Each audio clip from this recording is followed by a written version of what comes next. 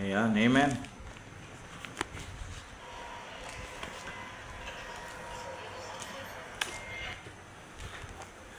Praise the Lord.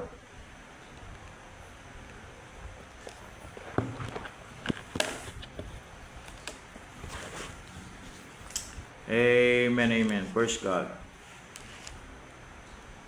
Magandang gabi po sa inyong lahat, kapatid. Amen. So, in few minutes po, we're going to start our Bible study. At ito ay continuation po muli ng Book of John. So, magandang gabi po sa mga kapatiran natin na sumusubaybay sa Real KGB Believers. And we are now signing on. Signing on. Amen. Praise God. Amen.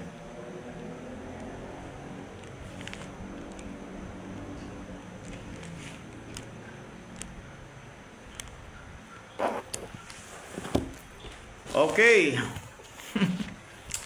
Good evening po. Magandang gabi po sa inyong lahat. Okay, welcome pong muli sa Real KGB Believers. And we are now signing on. Okay po. So tayo po ay dadako po sa panalangin bago po natin ipagpatuloy po ang ating pong programa, no, ngayong pong gabi.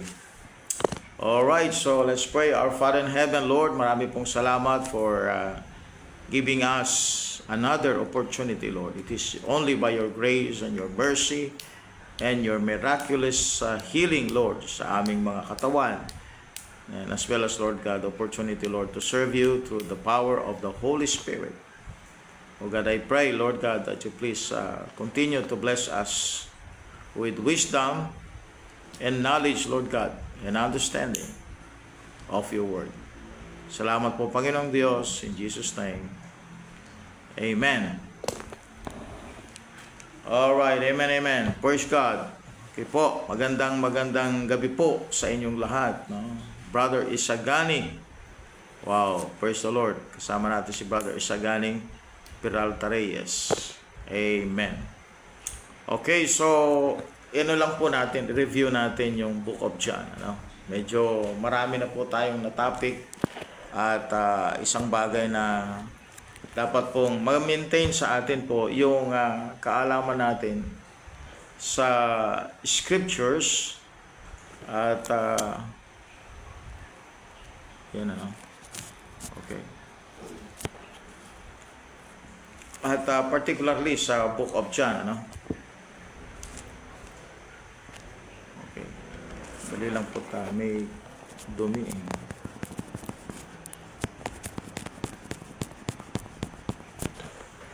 Tanggal sana yan. Parang ano. Okay, so yun lang po. At tuloy-tuloy po tayo. At just to recapitulate, ano, yung naging topic natin. Last time ay na-discuss po natin yung chapter 14. No? At dito po sa chapter 14, nakita po natin yung patungkol po sa assurance na binigay ng Panginoon sa lahat ng mga believers. And as I've told you, the Book of John has two application. So yung application niya ay sa Jew at saka sa Christian. May mga particulars lang po. No? Ibig sabihin po, may mga verses na talagang directly na ito can be applied to Christian. May mga verses na can be applied both to the Jews and to the Christian because yung situation, yung time na ninanarate itong mga bagay patungkol sa Book of John ay may mga bagay tayong i-consider, most especially itong Book of John nung sinusulat po ito. It is about the ministry of Christ here on earth, no? Pag pinag-usapin ang kanyang ministry dito sa lupa during the 3.5 years, it is about the kingdom of heaven. It is about the Jewish restoration. At hindi po ito panahon na kung saan po ay hindi pa po siya na-crucify, hindi pa po siya nag-resurrect. No, itong mga narration ito, basically, no, except no sa John chapter 19, John chapter 20, 21. So makita natin may death na doon, burial and resurrection. But most of the passages in the book of John were written before his crucifixion. So kung i-apply natin ito sa dispensation na ay may lalagay ito as part of the Gospels, Matthew, Mark, Luke.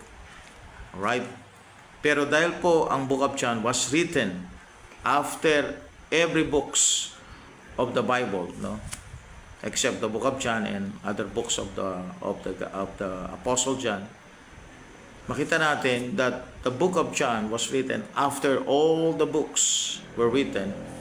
So it means John has the knowledge of the dispensation of the church age, the rapture, the tribulation period, the second coming of Christ, the millennium, as well as the eternity. So merong knowledge si John. That's why you will see in the book of John that there are applications that can be used. There are verses that can be applied for Christians. No? And as we have read in chapter 14, ito is these verses from verse 1 up to verse 6 can be applied to Christians and even to our time na kung saan po ito yung church age. Kaya nga po, we always say that salvation is through Christ because it mentioned in verse 6 that He is the way, the truth, and the life, and no man cometh unto the Father but by Him. Now again, pagdating po sa verse 16, now, He is now talking about the Comforter, which is the Holy Spirit. And we know ano ang part ng Holy Spirit sa mga believers sa New Testament. Siya ay magre-remain because siya yung magsisil sa every believer. So ito po yung na-mention sa chapter 14 verse 16 that could be applied again, no, to the church age. Although the book of John was written for the purpose of giving us the story of Christ's earthly ministry, no? Again, mayroong mga verses that could be applied to our church age. Kaya nga po, pag sinabi ng doctrinal, ano ba yung doctrinal application ng book of John? The book of John, kapag binasa natin, there are passages that can be given to the Jews in the time of their of the Messianic kingdom program. That there are verses also that can be read in the book of John that can be applied also in our time and to us Christians. Kaya nga po, double application. Alright? So, hindi po pwedeng isang application lang ito sapagkat pagka inisang application mo lang, may mga passages ka na, you know, you're going to twist it just to conform to your theology. So, i-remain natin as what the Bible speaks about itself.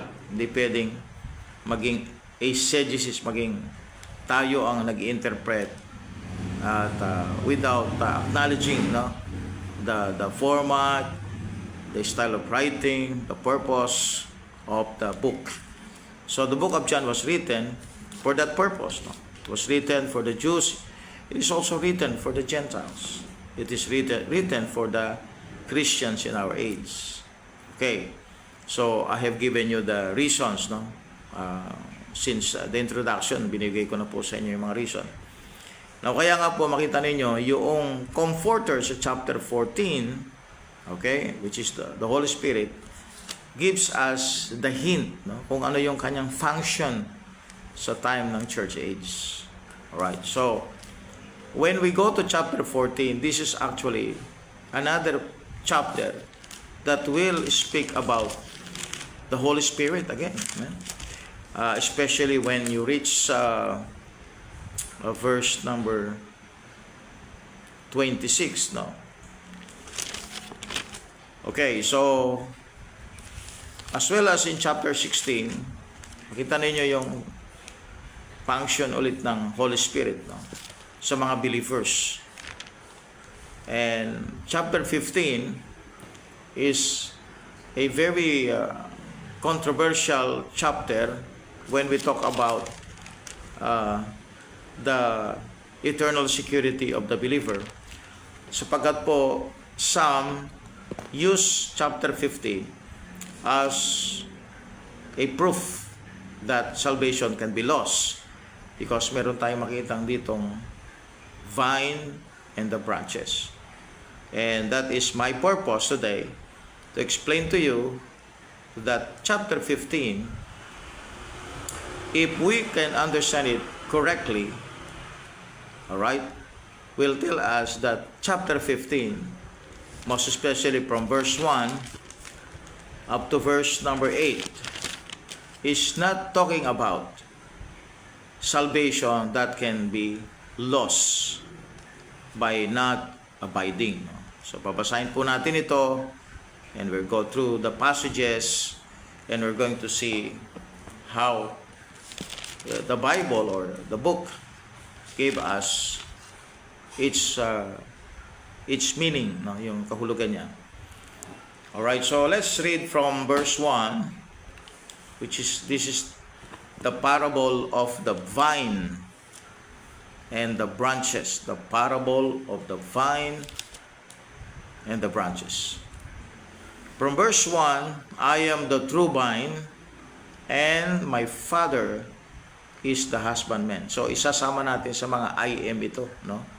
So we have the I am the light of the world, I am the way, the truth, and the life, I am the resurrection and the life, I am the door, I am the bread from heaven. Ito yung mga I am. I am, no? Ito yung tumtukoy kay Kristo bilang the I am of the Old Testament, the I am, which is the tetragrammaton, the I am. Jesus Christ is always the true vine. He is always the light of the world. He is always the door of heaven.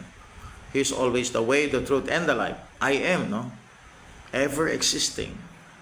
Hindi mawawala po yung position na yun, no? Na kay Kristo lang naka-inline o naka-fit, at siya lang ang pwedeng gumawa noon na siya ang magiging life. I am the life and the resurrection and the life. Siya lamang pwedeng magbigay ng ganung sabihin nating proclamation, because Jesus Christ is God manifest in the flesh. So marami pong relihiyon ngayon na talagang naitatag, no? Established and organized, na nireject talaga nila yung pagka-Diyos ni Kristo. They have rejected it, no? And isa sa mga talagang sabihin natin nag-grow in population sa buong mundo ay yung Muslim religion. Na talagang the entire Muslim religion rejected Christ as God, and they even reject Trinity. Alright? So may ilang mga narito sa Pilipinas that they have the same belief, just like the Iglesia ni Cristo. They said that Jesus Christ is not God, He is just a man, no? Na naging Panginoon, ginawang Panginoon ng Diyos, siyang naging tagapagligtas, siyang anak ng Diyos, but they will never give the teaching that Jesus Christ by nature is God. But to us as Christians, as we have read from the book of John, talagang maliwanag po, no? Itong John na ito, itong aklat na John na ito, talagang dapat basahin ng mga mananampalataya, sapagkat dito lumalalim, tumatatag, at nagaging malinaw sa atin ang pagka-Diyos ng Panginoon. And that is very important in our relationship to Him. Kasi nga po, we call to Him. We ask His help. We ask His guidance. So paanong matutulungan tayo ng Diyos kung siya ay hindi siya buhay, no? We believe that Jesus Christ is ever living, because that is the sign that He is God manifest in the flesh. So Christ said, I am the true vine. So ibig sabihin, may mga vine na hindi true, no? And you can check that in the book of Deuteronomy chapter 32, na may mga vine na hindi po true. Ibig sabihin po, may mga vine, may mga tao, relihiyon, organization, church, no? Na they proclaim to be the vine, but they are not the true vine. The true vine is Jesus Christ. Siyang source, ang ibig sabihin nun. I am the true vine and my Father is the husbandman. The husbandman means siya yung nag-take care sa garden. The husbandman, just like Adam is a husbandman. Alright? So sabi sa verse 2, I have every branch. Now we are dealing with a figurative, no? The parable of the true vine and the branches. It's a figurative. It's a parable. It is not doesn't talk about our salvation, but it talks about our abiding to bear fruit. So this is about fruit bearing, no? Kaya the word branch never used by Paul in his writings for Christian. So Christians is not a branch of the Lord. Christians are member of the body, but not the branch. So this is figurative speech. This is a parable, no? Kaya nga po hindi natin pwedeng diyan natin i-rest yung ating doctrine ng salvation, because this is about fruit bearing. Alright? Now, so makita natin, it is also abiding, no? Pananatili. So this is more of a fellowship rather than our salvation, no? It is how we maintain our relationship to Christ. Yun po yung chapter 15. Sabi niya, I am the true vine and my Father is the husband, and every branch in me that beareth fruit, not fruit, He taketh away. Ayun na, no? So yun ang point kasi ng mga nagtuturo ng losing salvation. Okay, so alam natin na sa Old Testament, salvation is not permanent, no? But this is not about Old Testament. This is about Christians, or sabi natin followers of Christ, that would abide to Christ to bear fruit. Every branch in me that beareth not fruit, He taketh away. And every branch that beareth fruit, He purgeth it, that it may bring forth much fruit. Okay. So verses 1 to 8 again, as I repeat, are not a theological description of the body of Christ. The whole thing is a figurative. The expression in me in verse 2 and verses 4 to 7. Not one of the 11 disciples present are in Christ in John 15. There is no body of Christ until after the crucifixion. Alright, Ephesians 2 verse 16. And not one of the disciples was in it until Acts 2. Alright, so Acts chapter 1 verse 5, cross-reference 1 Corinthians 12:13, para maunawaan natin po na sa Acts chapter 2, doon po sila naging part ng body. So you read Acts 1:5 and then 1 Corinthians 12:13. In the Pauline epistles, no Christian is described as a branch on a vine. They are members of a body. 1 Corinthians 12:27. The passage is an illustration dealing with a Christian bearing fruit, not keeping salvation. Verse 6 has nothing to do with anybody getting thrown into hell, as in Matthew 13 verse 40 to 42. For here it is the men who gather the branches to be burned, not angels. No Christian burns literally, according to Romans 12 verse 20, 1 Corinthians 7 verse 9, 2 Corinthians 11 verse 29, James 5:3, and 1 Peter 1:7. What is being burned pagdating sa judgment seat of Christ? It is His works. 1 Corinthians 3 verse 14 to 15. So it means that if we read verse 15, ang isipin natin dito, it is a parable at the same time, it is a teaching that talks about fruit bearing. It's not how to maintain our salvation. Verse 3, now ye are clean through the word which I have spoken unto you. So this can be connected to Ephesians chapter 5, no?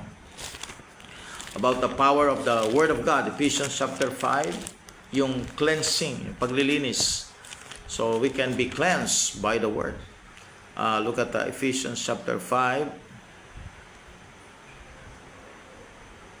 verse 26, that he might sanctify and cleanse it with the washing of the water by the word. So that's the cleansing power of the word of God. Sabi ng Bible, now ye are clean through the word which I have spoken unto you. Abide in me and I in you, as the branch cannot bear fruit of itself except it abide in the vine. No more can ye except ye abide in me. I am the vine, ye are the branches. He that abideth in me and I in him, the same bringeth forth much fruit. For without me you can do nothing. You can do nothing. In verse number 5, notice the 3 stages of Christian growth and experience, which can also be found in Mark 4 verse 8, in Revelation 12 verse 11, Revelation 17:14. So this is 3 stages of Christian growth. Verse number 2 to 5. Alright? Those stages are fruit. Verse number 2. More fruit. Verse number 2. And much fruit. Verse number 5. So we have fruit, more fruit, and much fruit. So these are the 3 stages of Christian growth. So habang lumalago tayo sa spiritual natin, may bunga tayo, dadami pang bunga at maraming bunga. So ibig sabihin po, kung sisimula pa lang tayo sa Christian life natin, we expect na kapag tayo nagpatuloy, we can see more fruit in the future. That's why manatili tayo, no? Manatili tayo kay Kristo. We have to enhance and make our relationship to Him more fruitful sa pamagitan po ng pagpananatili, no, sa ating Panginoong Jesucristo.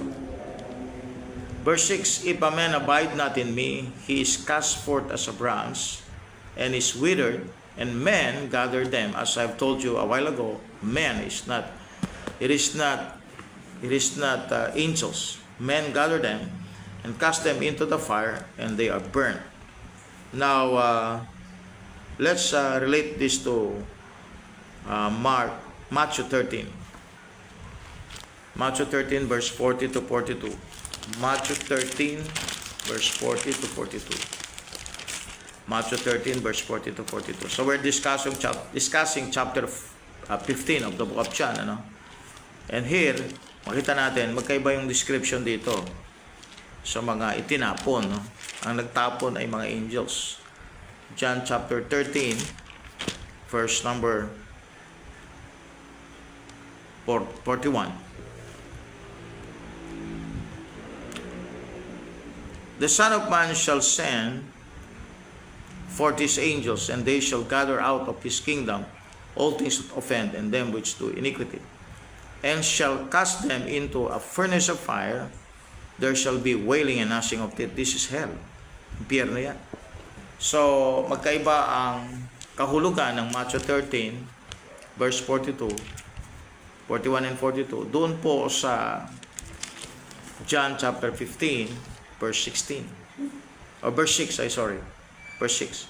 So, kasi may mga Christian, that they use this verse to tell you that you can lose your salvation if you did not continue abiding in Christ.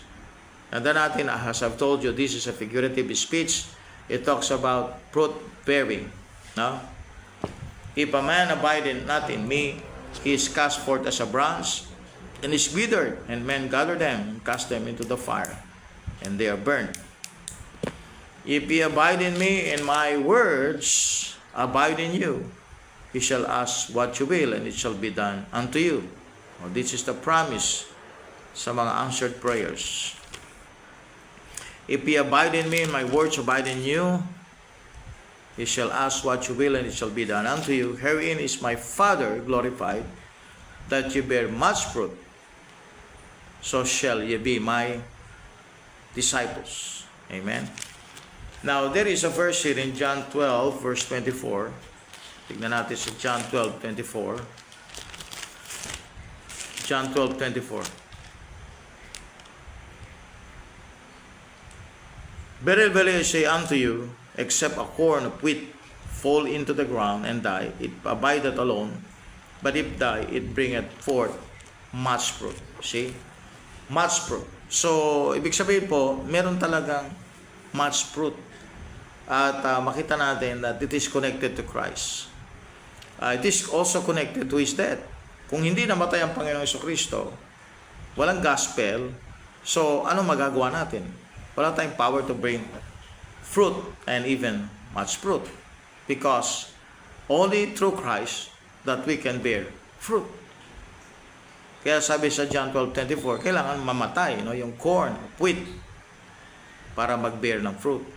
And that is Christ. Siya yun, yung mamamatay para magbunga.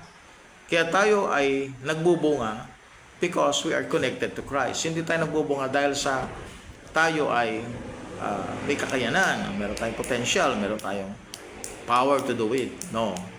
Since because we are connected to Christ, we have the potential, the opportunity, the power, as well as the chance to bear fruit.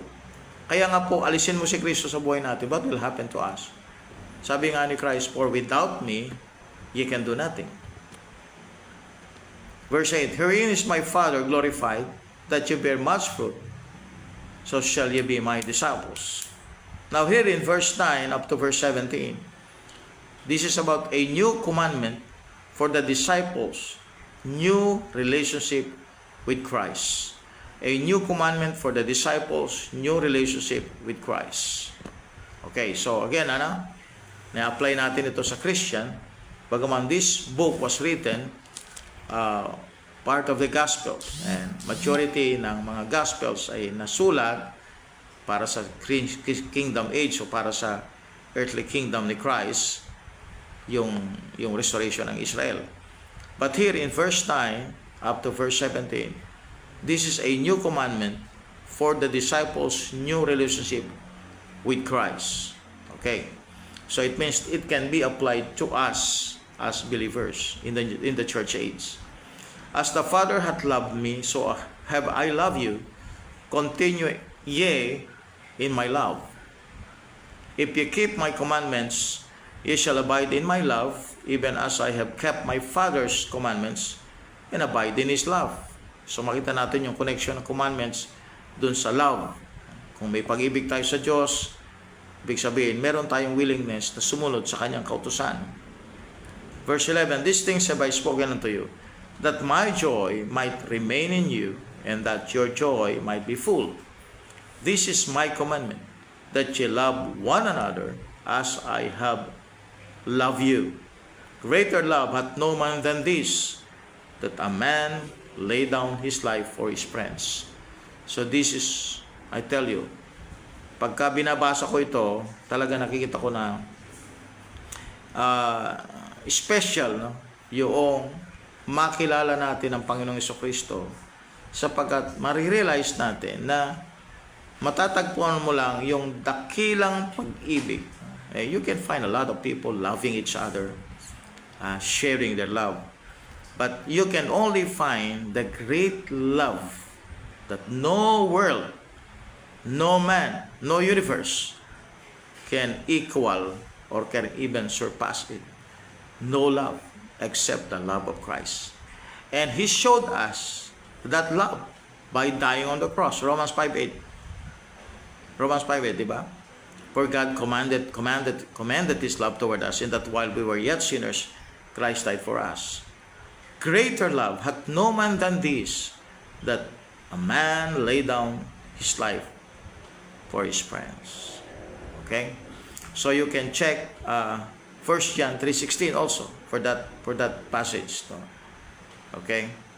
Pagkat binanggit sa 1 John 3:16, no? Parang John 3:16 din ito, no? 1 John 3:16. And ye have known and believed the world that God hath to us. God is love, and he that dwelleth in love dwelleth in God, and God in him. I'm sorry, I'm reading a wrong verse. 1 John 3:16. Sorry po. Hereby perceive we the love of God, because he laid down his life for us, and we ought to lay down our lives for the brethren. See that? What a love, no? Diyos yun. Nagkatawan tao na matay para sa atin. Yun ang dakilang pag-ibig. Greater love hath no man than this, that a man lay down his life for his friends. Ye are my friends, if ye do whatsoever I command you. Tandaan natin, ye are my friends. Ibig sabihin, kaibigan tayo ng Panginoon. If ye do whatsoever I command you. So, conditional po yung pag-ibig. Conditional po yung pagiging kaibigan. Kasi pwedeng maging kaaway, no, ang isang Kristiyano. We can see that in James chapter 4, no? Yung friends na yan yung di ba servant tayo ng Panginoon. So ito yung mga title ng Christian, servant, tayo ay saints, tayo ay believer, alright? Tayo ay children of God or sons of God. Tayo yun, ano? Yun yung mga title ng mga Christian. Pero isa, mga kapatid, na pwedeng maging title ng mananampalataya, friends of God or friends of Christ. But the condition is, if we do whatsoever I command you. Henceforth I call you not servants, for the servant knoweth not what his Lord doeth, but I have called you friends. For all things that I have heard of my Father, I have made known unto you.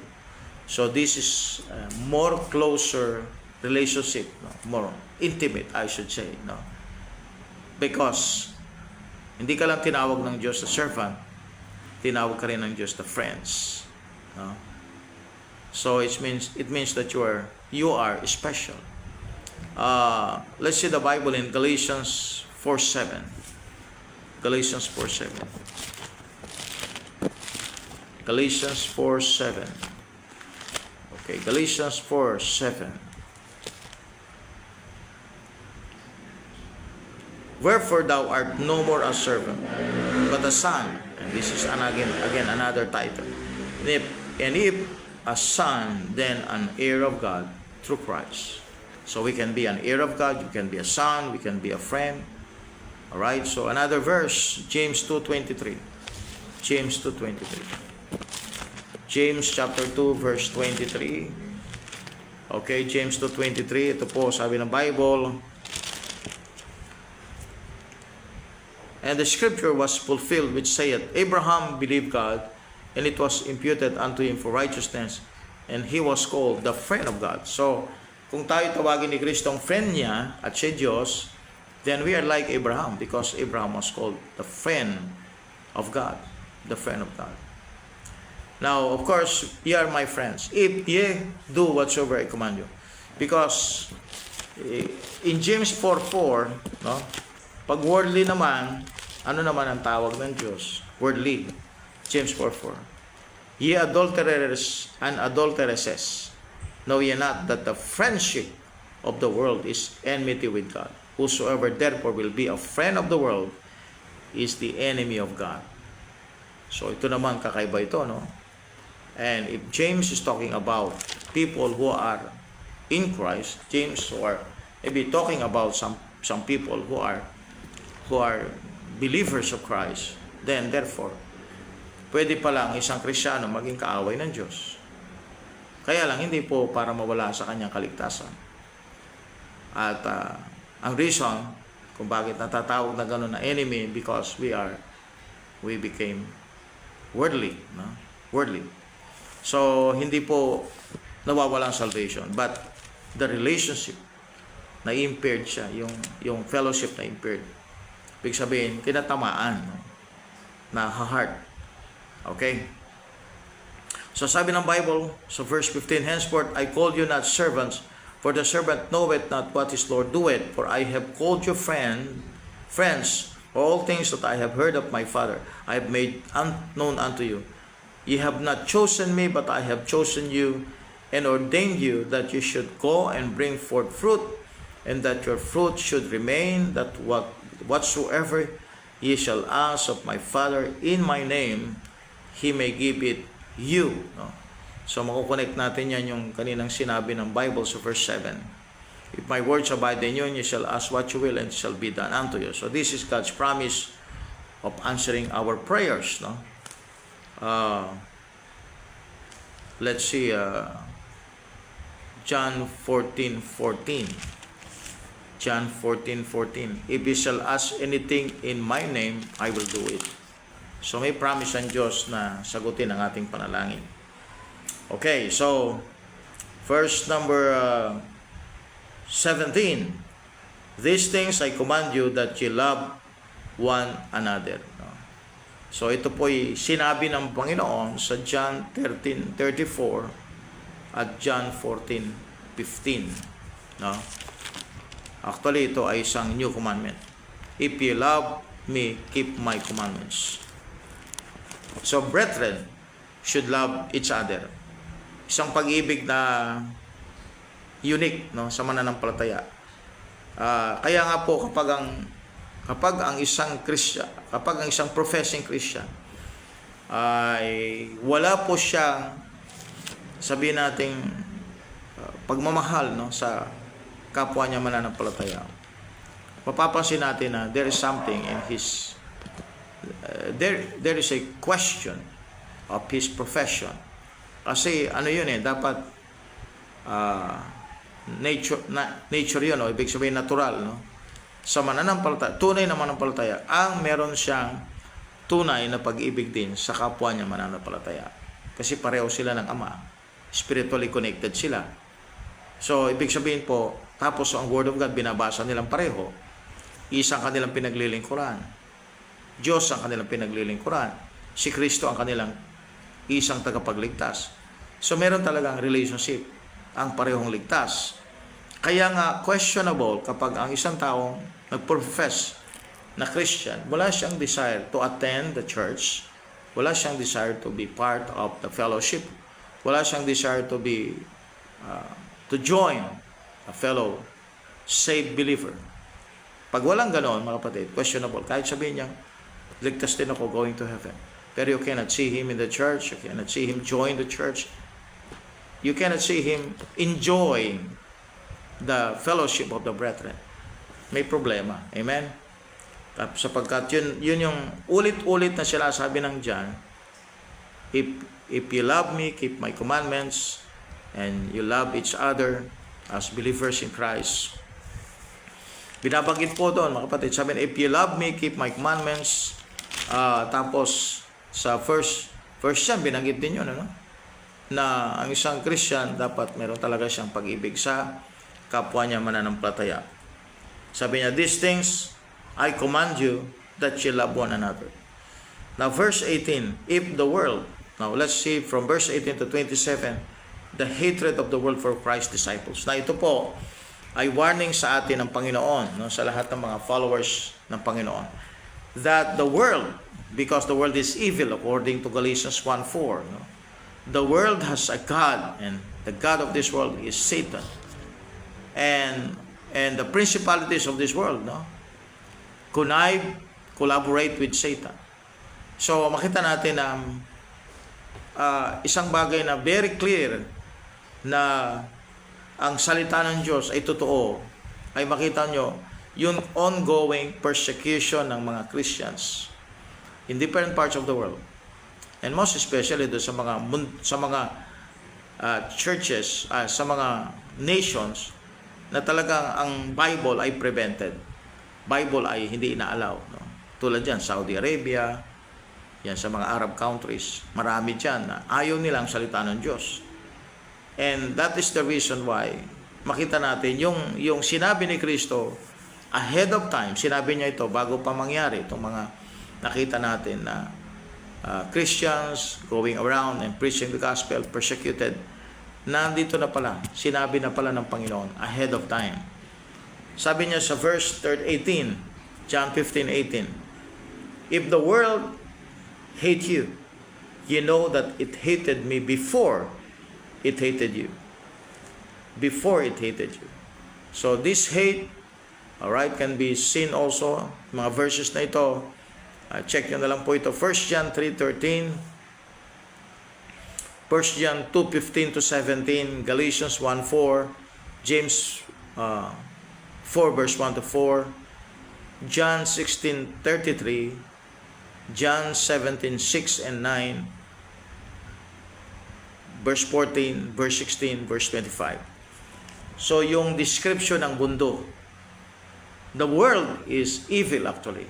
Kaya nga nung dumating yung light, para i-lighten yung buong mundo, anong nangyari? Yung iba, they love darkness rather than light. Because the world is an enemy. Kaaway yan ng Diyos. Kaya nga sabi ng Panginoon, love not the world, neither the things that are in the world. If any man love the world, the love of the Father is not in him. So we don't expect that the world will welcome us. We don't expect that the world will give us opportunities na para bang, oh, eto na, bubuksan na namin ang pintuan para sa mga Kristiyano. No, most of the time, they are going to close the opportunity. They're going to hate us. Kaya nga po, if the world hate you, you know that it hated me before it hated you. If you were of the world, this world will love its own. But because ye are not of the world, but I have chosen you out of the world, therefore the world hated you. Remember the word that I said unto you, the servant is not greater than his Lord. If they have persecuted me, they will also persecute you. Totoo ba yun? Yes. Kaya nga po, hindi lang si Kristo po ang nakaranas ng great persecutions. Nakaranas po ang maraming mananampalataya. I'm sorry. Nawala na tayo.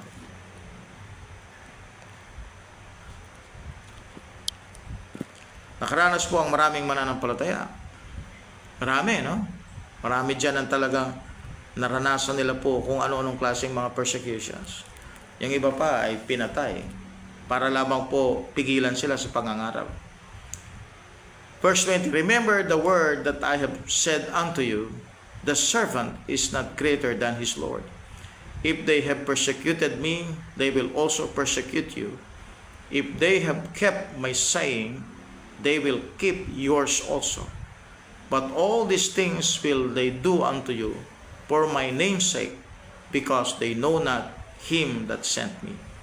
If I had not come and spoken unto them, they had not had sin, but now they have no cloak for their sin. No cloak for their sin. So, anong ibig sabihin itong cloak? So, ito yung pang-cover sa kasalanan. Sin is always cloak, mask, perfume, or disguise. Religious leaders use double speak and hide behind cultures, refinement, elegant manners, fake love for mankind, the sacredness of an office, the past reputation of their denomination, or the profession of some false historic position. So that is true. Amen. I have seen that in my life na maraming po mga religious people that they cover from different kinds of cloak. Talagang kinokoberan nila yung kanilang kasalanan. So naglalagay sila ng kung anong mga pangalan, mga reverend or whatever, honorable, father, yun ang ginagamit, just to hide their sins. If I had not come and spoken unto them, they had not had sin, but now they have no cloak for their sin. He that hated me hated my Father also. If I had not done among them the works which none other man did, they had not had sin. But now they both sinned and hated both me and my Father. Alright? Now this, in verse 24, you will see that, sabi ng Bible, but now have they both sinned and hated both me and my Father. They have both sinned. Ibig sabihin, nakita nila si Kristo, nakita din nila yung Ama. through Christ. At yun ay binabanggit ni Christ sa John 14:9, di ba? John 14:9. Now, let's continue. But this cometh to pass, that the word might be fulfilled, that is written in their law, they hated me without a cause. So ito po ay nabanggit sa Psalms 109 verse 3. Check natin, Psalms 109 verse 3, no? Psalms 109 verse number 3. Okay po, Psalms 109 verse number 3. They compassed me about also with words of hatred and fought against me without a cause. Okay, so written in the book of Psalms. Verse 26, this is about the Holy Spirit. But when the Comforter is come, that's the Holy Spirit, no? Whom I will send unto you from the Father, even the Spirit of truth, which proceedeth from the Father, ye shall testify of me.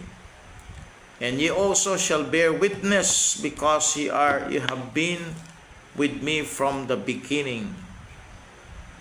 Sabi niya, ye shall bear with me, shall also bear with witness, because ye have been with me from the beginning. Alright, so let's see the Bible. 2 Thessalonians 2:13. 2 Thessalonians 2:13. 2 Thessalonians 2:13.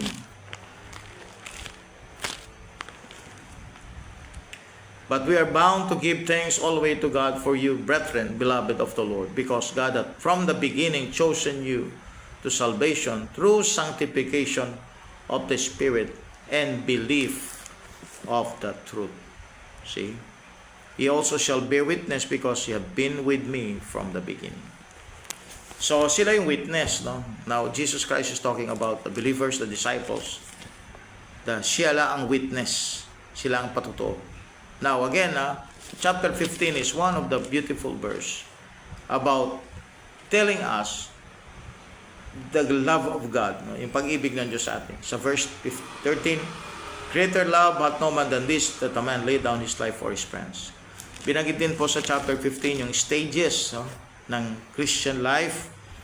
When we have here, or Christian growth, we have the fruit, verse 2, more fruit, verse 2, and much fruit, in verse number 5. And then here we have seen the commandment of the Father, no, through Christ. This is to love one another. And then you will see that the warning of Christ given to us, that the world will hate us because the world is evil. And we have seen also, ulit, no, binanggit puli yung Holy Spirit as the Comforter, na dito ang magsesend dito yung anak at saka yung ama. I will send unto you from the Father even the Spirit of truth, which proceeded from the Father, and ye shall testify of me.